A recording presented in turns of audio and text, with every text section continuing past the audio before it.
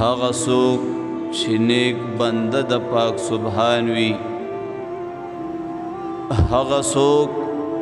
چې نیک بنده د پاک سبحان وي،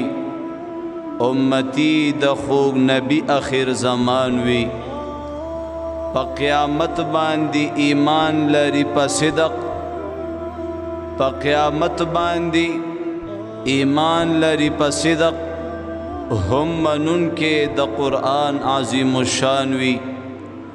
چا چې کړي ګستاخی د نبی شان کی، چا چې کړي ګستاخی د نبی شان کی، د هغه چا قتلول به ارمان وي، د قرآن توهین خو هیڅ غملی نشي، د قرآن توهین خو هیڅ غملی نشي، سر او مال به په دین باندې قربان وي، کور او کلی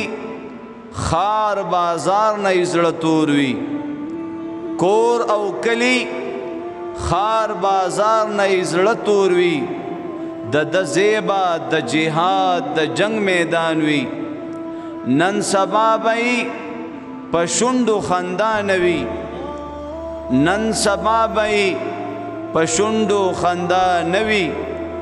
همیشه به دردېدلی پریشان وي.